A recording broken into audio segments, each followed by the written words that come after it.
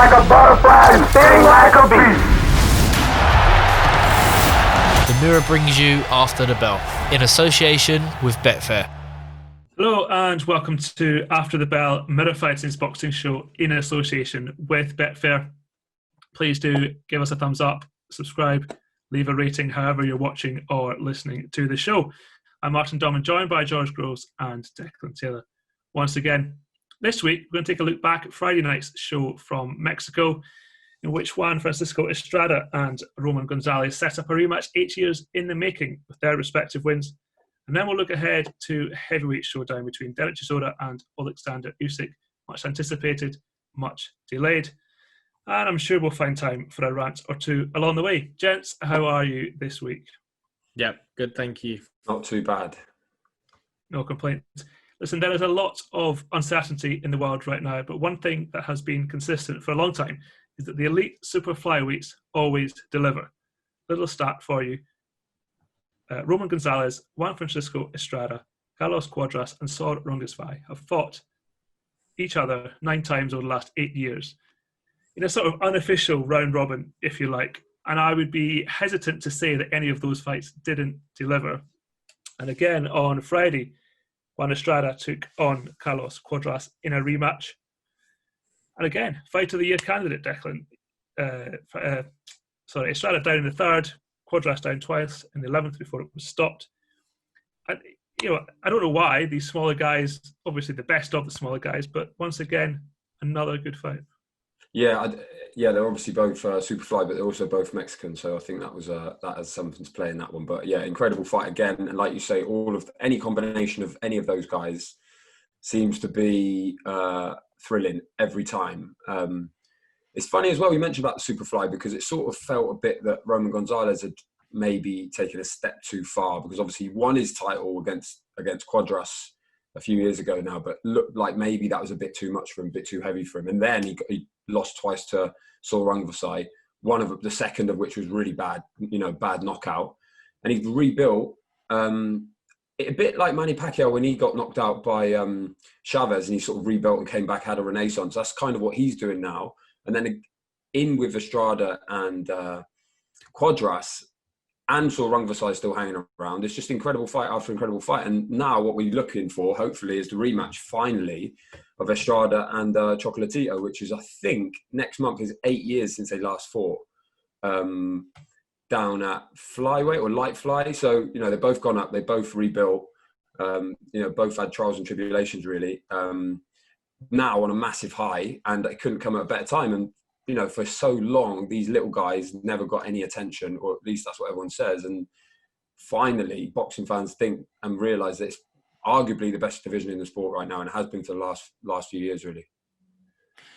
As George, as Declan says, they don't often get the attention they may well deserve. Is there possibly something in the fact that because of that, there's maybe less demands from them for more money? Maybe they're a little bit less protective of their record, so they're more likely to fight each other. Once you've kind of gone round once and you've won some, lost some, why not just keep going? Definitely. Obviously, usually at the smaller guys there are limited numbers as well at the high end, just because there's fewer fighters at that size. They are always predominantly Mexican or Eastern countries, so the money won't be there the same for them. So they have to go into the big fights and roll the dice, and sometimes come unstuck, but know that they'll come again. And usually these guys, that their careers might not last particularly long. They might be past their best in their mid-20s, late 20s, and then they're wrapping up. But looking at some of the ages, like Gonzalez now 33, Estrada's in his 30s, so and these guys are probably coming into their best. It might have taken them a little while to settle now into this heavier division, even though to someone like me, it's like light fly, super fly. I can't tell the difference between them, but you do naturally, obviously, as you mature and you get older, you get heavier, and that's why these guys are doing so well now at the heavier weight division for them. But it's all action, isn't it? In the smaller weight classes, that they have to earn their money, really, in that respect. They have to be entertaining. They're they're all big punchers down there, but their punch absorption rate, you know, the way that they can take and ride a shot, and their conditioning is a huge factor. So that, you know, these guys get off the get off the canvas and usually get to the end of the fight. And then from Friday night, it took them to the 11th round to get the finish, and even then, the finish, you know, he was stopped on his feet. So yeah, Quadras still swinging, wasn't he? He was still swinging when he was super. And it's if you're a boxing fan, like the smaller weight divisions are the one for you, I think, you know, because you will get all action. You have to really zone in and tune in to pick up on the subtleties of the elite level fighters and the stuff that they're doing and the defensive moves that they're pulling off and how they're setting stuff up. Because there's so much volume, it kind of is a bit distracting. But it's awesome. It's awesome. You learn so much if you want to be a fighter yourself, to study the lighter weight classes, because there's so much more on offer. It's a great division at the moment. I will just point out that if you were trying to watch the fight in the UK, you probably had some difficulty. It was a Matchroom USA show, but not picked up by anybody over here, as far as I'm aware. Let's not get into that again. No, but, you know, we've got to be consistent. Got to be consistent. Yeah. I mean, I obviously the Estrada Gonzalez rematch is all but made, but I don't know if the World Boxing Super Series are looking at the situation thinking it's almost a ready-made tournament. You've got these 4 guys. You could definitely, I'm sure, find 4 more, maybe the next generation, if you like, and put them all together.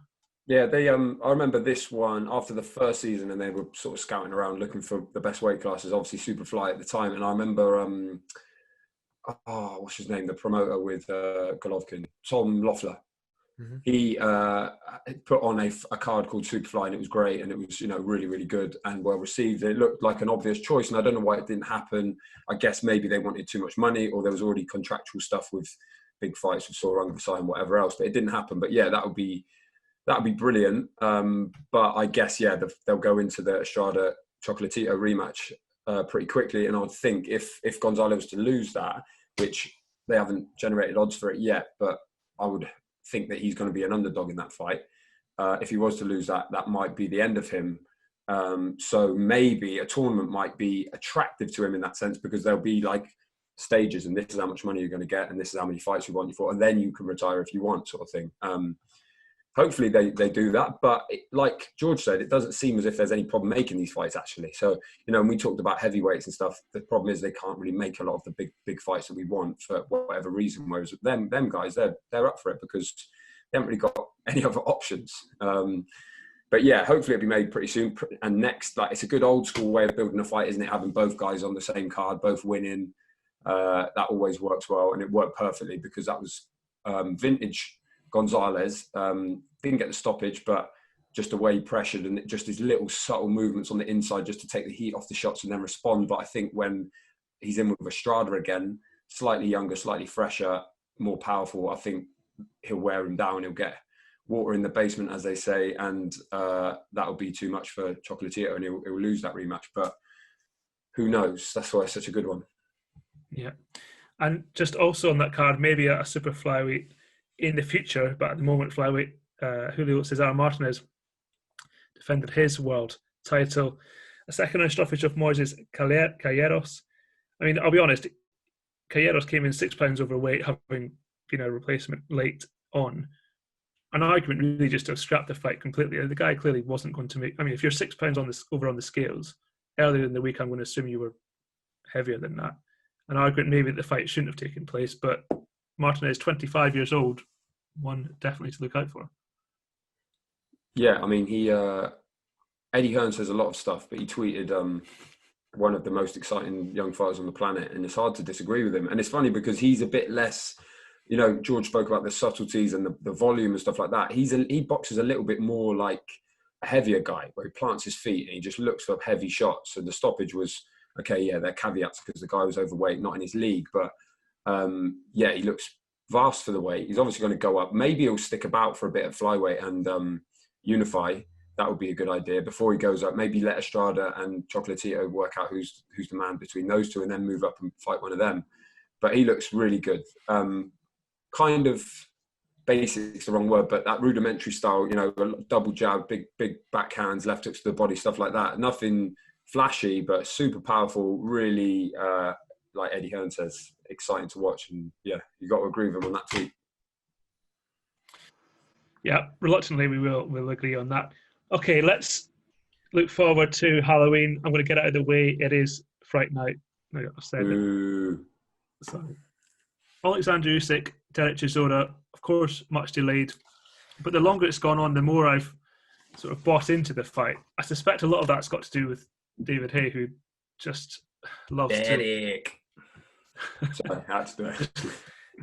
If you only listen to David Haye, you believe Dereck Chisora is going to blow Usyk away. But in all seriousness, a very solid test for Usyk in just his second heavyweight fight, George.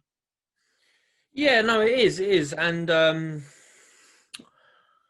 Usyk, like one of my favourite fighters. So I try to delve in a little bit and look at what would he be up against here. He didn't look awesome in his first heavyweight outing against Chaz Witherspoon, but I don't think he needed to. Do you know what I mean? It was just figuring stuff out.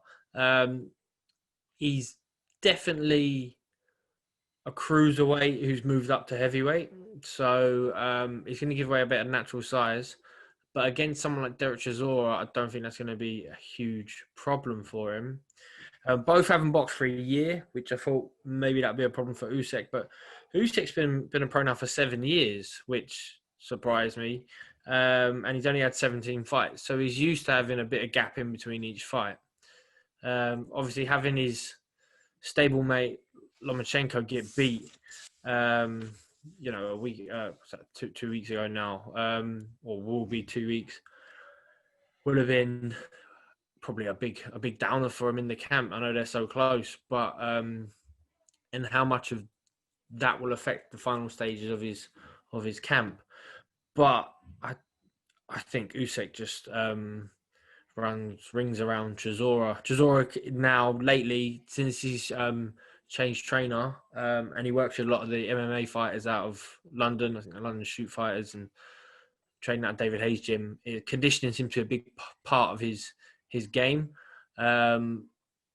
He's only 36 himself. I felt like he feels like much older than that Chisora, but 36 and great engine. He'll just have to swarm and try and gas out Usyk, I feel, who will just be so smart in terms of like the heavyweight division. When it comes to ability, there ain't that many guys out there in terms of, their boxing ability, the stuff they can do is usually who's the biggest, who's the strongest, who's the most powerful, and who can land them powerful shots.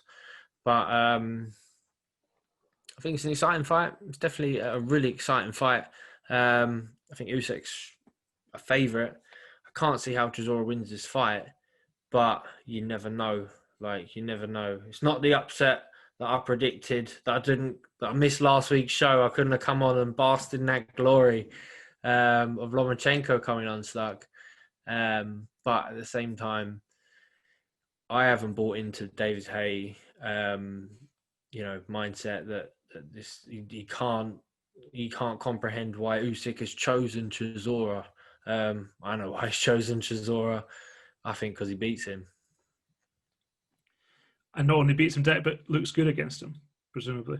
Well, I mean, I'm the same as you. Whereas that when the fight was made, I was a little bit meh about it. There was a lot of sort of chat and people calling for it and stuff, and I was thinking, well, I don't really know why this is so exciting, but I bought into it massively since it's been made. I'm not changing my prediction from an Usyk win, but I kind of can see where he could have a few problems in the fight. If you listen to David Haye as well, he does talk a lot, even long before his association with Chisora, he's spoken a lot about how hard it is moving up from cruiserweight to heavyweight. Maybe they should make a new weight division in between. No, I'm joking. He said that, you could be a really good cruiser, elite cruiser, and then any heavyweight that catches you, you're like, whoa, this is a big old bloke. Like whether they're in your league or not, you really notice the difference. Chisora, boxing-wise, obviously is not in Usyk's class. But he does get hit a bit, Usyk. It's not like he's Pernell Whitaker or something. He's not super elusive. He's actually there to get hit. Bellew caught him a lot. Bellew won a few rounds at the first in the first half of that fight before he got stopped. And if Chisora is super fit and well conditioned, and it depends what Chisora turns up. I remember the Fury rematch when he really lost badly that night. He just said like his legs didn't work and he just wasn't right on the night. He was poor against Ajit Kabayel, didn't have a good night against Pulev. So he does blow hot and cold. If a really good Chisora turns up, like we saw against Takam. I mean, again, he lost a few rounds there. He was well behind and then he stopped Takam. I mean, who does that? Not many people. So he does punch hard. I don't fancy him to win, but I think he could have his moments. I think Usyk maybe could get tagged a couple times, but will come through to win. And I think Dave Allen gave us some good insight on the sparring. Allen's obviously sparred everyone, Joshua, Fury, all the top heavyweights, done hundreds of rounds with all of them. And he says that Usyk maybe is the best he's ever been in with. He didn't say, oh yeah, he seems small though, I could hit him a lot and he doesn't like a shot. But he didn't say that. He's boxed big guys in the WSB, for instance, like Joe Joyce, he boxed him. So I don't think he'll have a massive problem, but I do think there's going to be some moments where Chisora catches him. And then who knows, it's a big guy. All you need is to be stunned momentarily and then get a big right hand behind it and it's all over. So I'm much more excited about this fight than I have been. Maybe I've bought into the hype. Maybe I've been absolutely sucker punched by it like a lot of people will have been. A lot of conversation about whether this is a pay-per-view fight / card. It is. You got to pay for it if you want to see it. I think it's going to be an interesting, exciting fight, and I think it's a good one for Usyk at this stage in his heavyweight career. I think that's the point. Even if we in a week's time look back and think, yeah, of course, what happened was going to happen, and Usyk dominated. I think we still learn something, don't we? We still learn that Usyk can do against Chisora what he has done against cruiserweights in the past. That's exactly it. He's more than a gatekeeper, Chisora. He's a good world level heavyweight who's got good wins and he's been in with everyone. And seeing how Usyk deals with that is going to be a good yardstick, good barometer for what is going to come. Which, to be honest, for him, the target is Joshua, Fury, whoever's got the belt. So it's one of them. If you can't beat Chisora well, then forget it. Chisora is something of an enigma, George. I mean, he, as you say, you think he's older than he is because he's been around forever, really. But he really only seems to have knuckled down, at least in the physical sense, with the conditioning, since he sort of teamed up with David Haye. Why do you think it's sort of left it so late?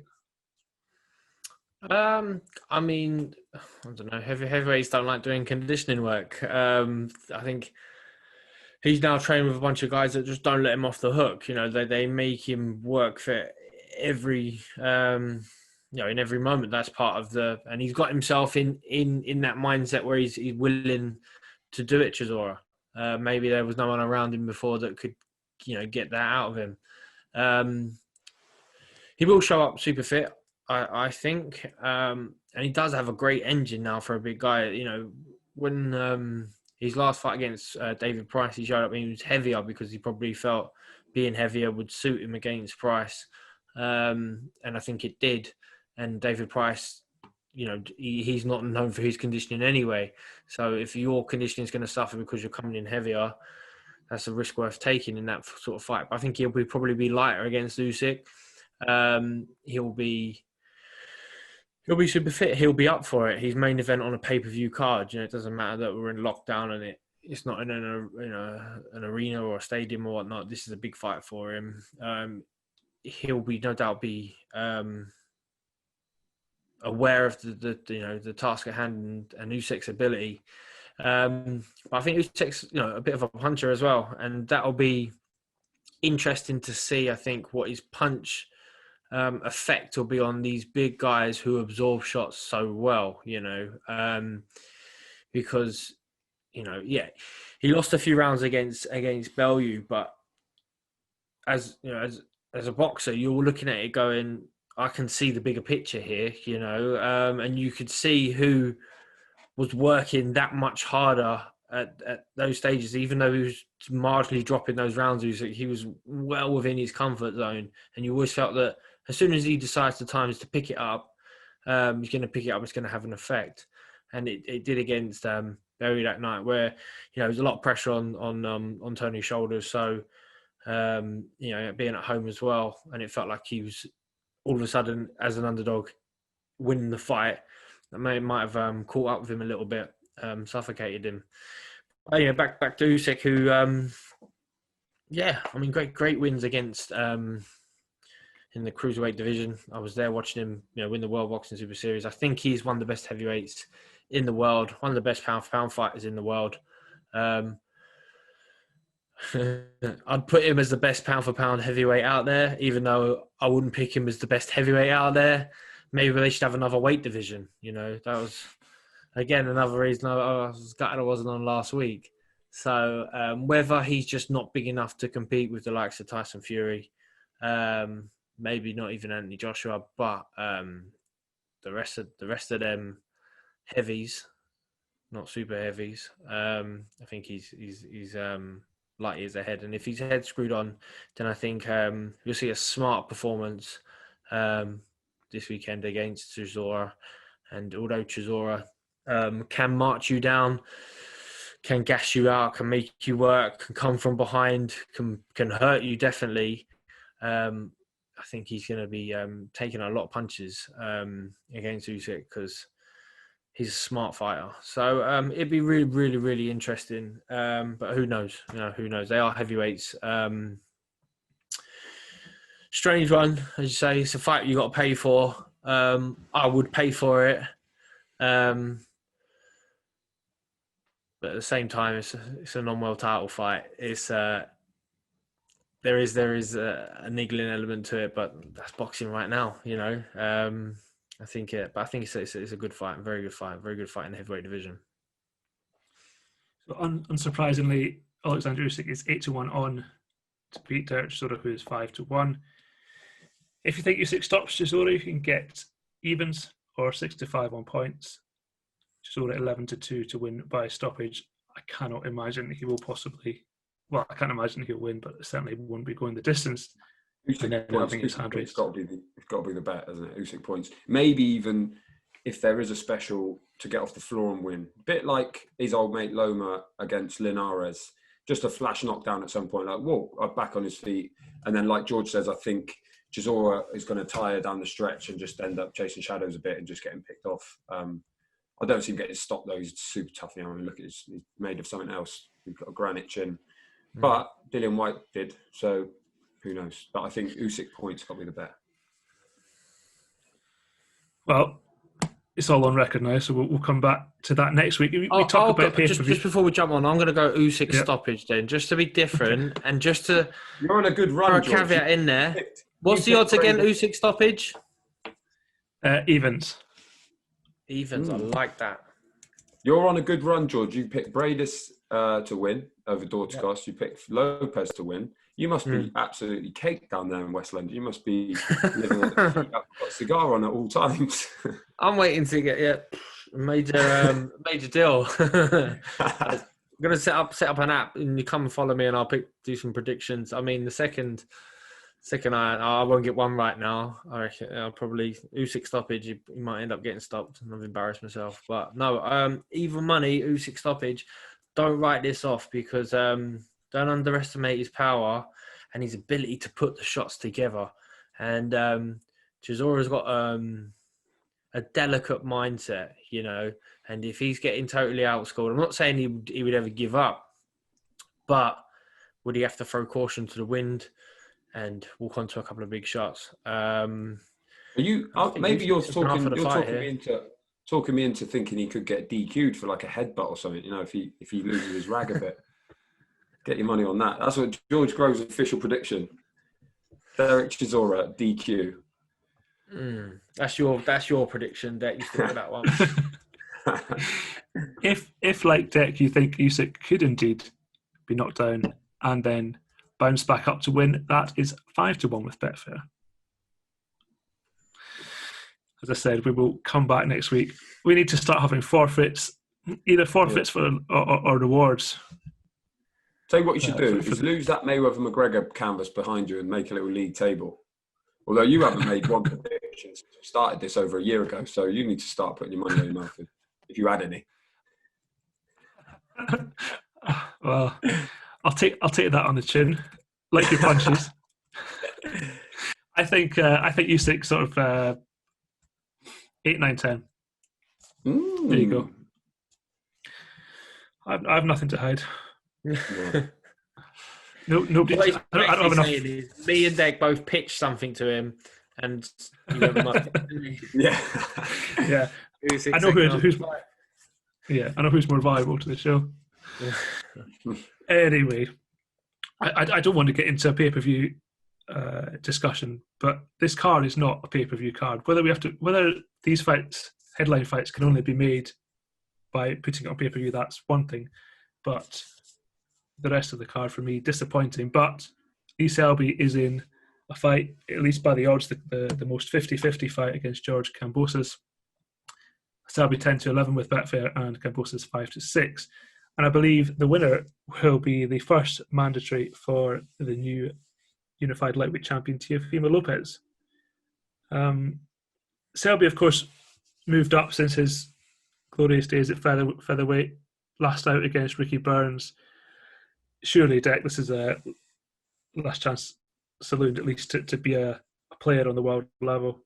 Yeah, I think he's revitalised a bit as much as you can tell without him actually fighting. But I think he's had a bit of a transformation. Obviously, he's gone up in weight. His brother's retired, so he's sort of flying the flag on his own. I used to love the featherweight Selby. I remember when he beat Gradovic for the title. I think that even won the IBF Performance of the Year or something. He was really, really brilliant at times at that weight. It'd be interesting to see what he does at lightweight. Obviously, he looked so lanky and thin for feather. So it'd be interesting to see how he's grown into that. And like you say, he becomes a mandatory for Lopez's title, which, to be honest, is probably then therefore going to be vacant. So it's almost like a final eliminator, this one. Whoever wins it, the likelihood is they're going to fight for a vacant lightweight world title in their next fight. So odds couldn't be, or rather the stakes couldn't be higher for either of them. I really like the fight. A lot of unknown and untangible and questions about Selby and what he's going to do at this weight. So yeah, I really love the fight. Again, I don't think it bolsters the idea that this is a pay-per-view fight or a pay-per-view card, but in these days, it's sort of everything's gone out the window because I don't think we could have had an Usyk Chisora. Well, we couldn't have on a normal rights fee. So it's one of them where it's like, if you want to see it, you got to pay for it. And that's sort of the way of the world now anyway. We've done enough moaning on the show. It's hard to moan about. I paid 10 quid for a stream the other day at 4 o'clock in the morning. So, you sort of you have to cough up these days, don't you? It's not great. And it's damaging for the sport in the long run because how many people are actually going to watch it? 15 million people watch Ben against Eubank rematch. That's why the sport was bigger then. It's marginalised now, and the people who still care will pay. But with that being said, I think they're going to enjoy Selby Kambosos, but who knows? We'll see. I think, it's a big fight. Stakes are high, and I think Selby's got something left. We will find out. Also on that card, Dave Allen takes on Christopher Lovejoy, who is a sort of late replacement. I actually thought the Christian Hammer fight, which was originally scheduled, not actually a bad fight, to be fair. Hammer got COVID though, right? Hammer tested positive for COVID. So he says. Well, I haven't seen the test myself, but I think just one on this Lovejoy fella. I think he's the guy. Can you remember? I believe it was before the first Wilder fight, or maybe Schwartz or Wallin. One of those American fights that Fury had during his training camp. There was this guy shouting off his mouth the whole time, saying, "I'll come and beat you up" or whatever. Fury just accepted like this guy just needed to shut him up. He's so annoying. Come and have a spar. And he's like stopped him in less than around 30 seconds. First shot he hit him with, sent him packing. I mean, that doesn't tell you anything about Dave Allen's chances, but I believe that's the same guy. So he's not totally new to British heavyweights. Dave Allen looks on it fitness-wise. He's obviously been sparring Usyk. Lovejoy's come out of nowhere, no preparation. So, I guess Allen will win by stoppage, but interesting little backstory then. Fury doesn't like him anyway. Does he like anyone? Also on that card, the rearranged world title fight between Savannah Marshall and Hannah Rankin. So I guess that is a little boost to the card after that fight was cancelled a couple of weeks ago after Peter Fury contracted COVID-19. I said we'd keep the mourning to a minimum. Well, I didn't. But also on Halloween, Leo Santa Cruz takes on Javon Davies. Now, let me get this right. The fight is at super featherweight. So they have to make £130. However, there is also a lightweight title on the line, which is ridiculous, George, right? Yeah.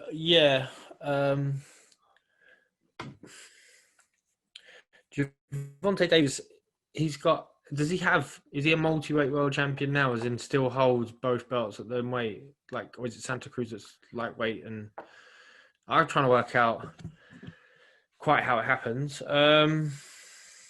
What's the point of it? The weight divisions is so you are one weight division. It got me thinking. I was trying to think back as it happened before. I didn't have a chance to research it properly. I'm sure, like, when they bring in a new belt, was Roy Jones like middle and super middleweight world champion at one point? I'm pretty sure Mayweather boxed for like light middle and welterweight, like defended his welterweight titles and fought like maybe in the Cotto fight or something like that. I can seem to remember it happening then, but Mayweather's a bit of an anomaly. It's just strange it's happening now. Yeah, well, they both. I mean, as long as they both got to make the same weight. Yeah, so Davis is the regular champion with the WBA at lightweight. So it's not even a proper belt, so to speak. So it's that. And then Leo Santa Cruz is the super champ at super feather. So that's how the cookie crumbles to those two. Right. Even if you let them keep their respective belts, don't put them both on a line. Just try and pretend that it's just for the super featherweight. Like if you want to let Davis keep his lightweight belt but fight at super featherweight, fine. But don't be advertising it as I don't even know what they're advertising it as, a two-weight, two-division something. It's just not. Sorry. It's a shame though, isn't it? Because Davis is like, how long ago was that he knocked out Pedraza? Amazing performance. I think it was on the James DeGale Badu Jack undercard. So ages ago, he should be an absolute superstar, that guy. A little wrecking ball, southpaw, exciting, amazing backstory, looks the part, vicious. He's not a superstar. It's like, why, what's going on? He's promoted by Mayweather Promotions. Like, what's the crack? Why is he fighting Leo Santa Cruz? Like, what? There's so many good fights out there for him, and there has been for years. I just can't get my head around it. It's so sad. Like, because he's not getting any younger. He's an amateur since he was about 5. So it's not like he's got longevity on his side. It's just like, and then they only fight twice a year, and he fights Leo Santa Cruz, who's like Teofimo Lopez said. You know, he's 122 pounds. He's a super bantamweight.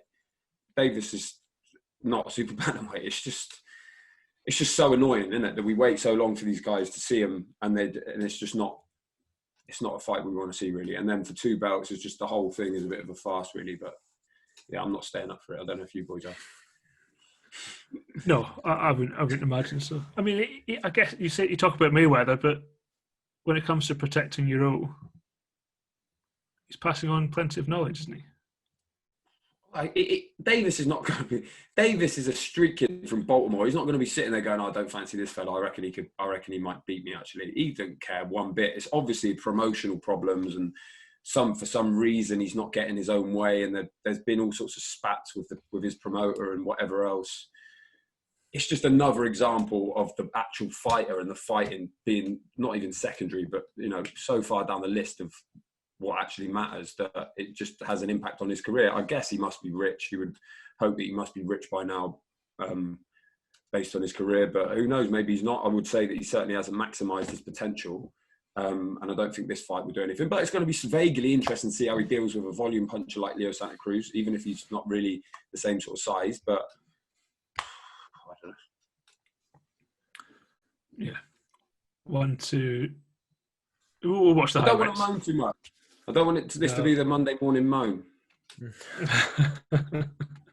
2 great fighters. 2 great fighters. I can't wait to see it. To be fair though, George, they are two great fighters. Leo Santa Cruz, like, look what he did with Frampton. Like, he was,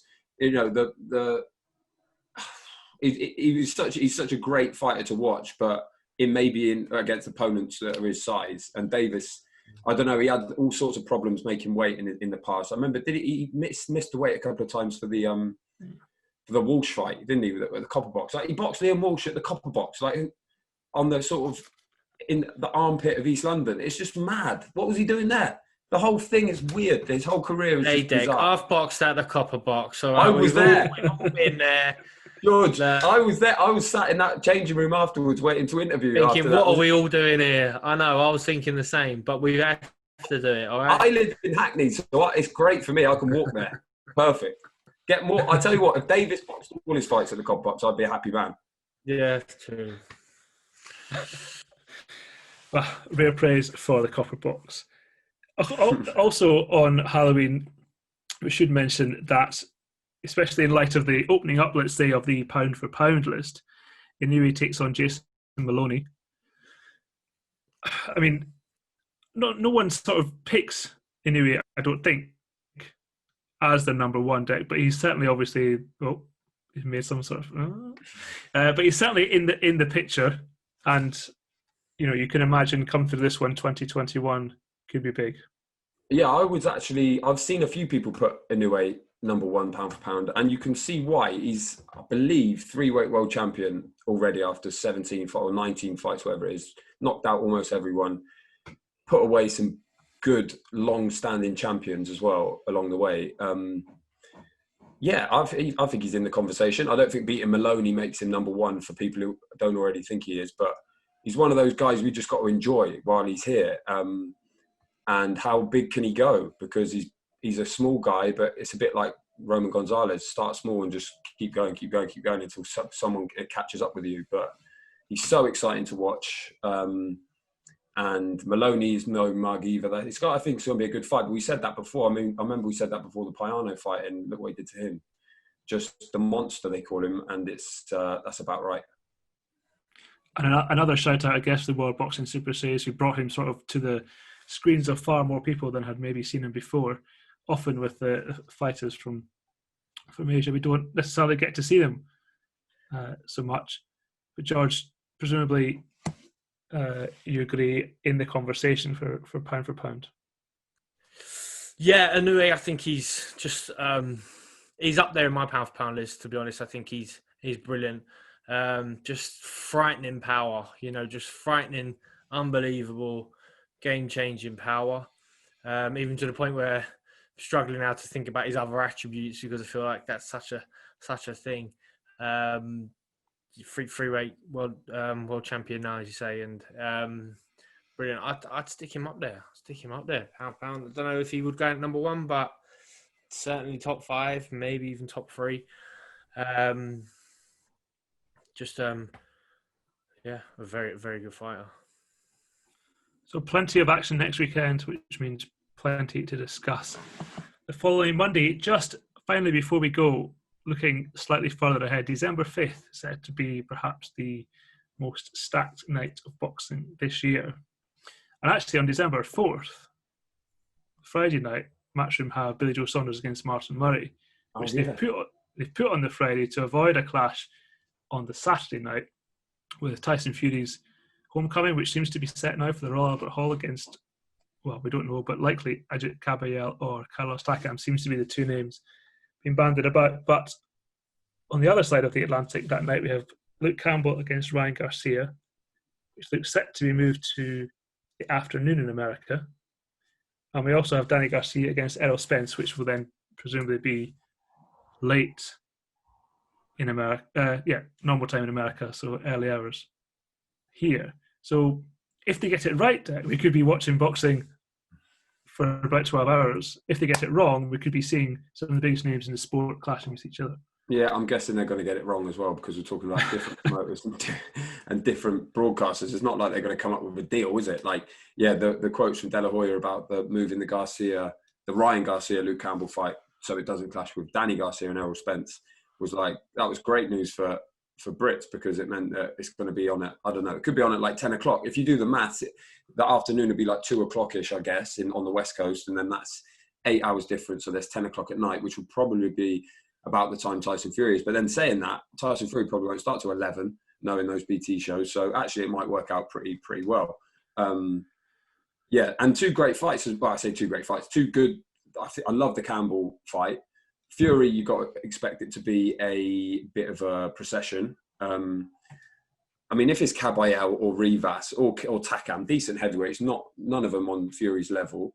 but it gets him out again, doesn't it? And it gets, as long as he comes through unscathed, uncut, and with his hands working, then it does pave the way, so they say, for the Joshua fight. So it's good to see that in December. And we sort of always expected a bit of a logjam towards the end of this year. Once they sorted out how we can box in COVID, that was always going to happen.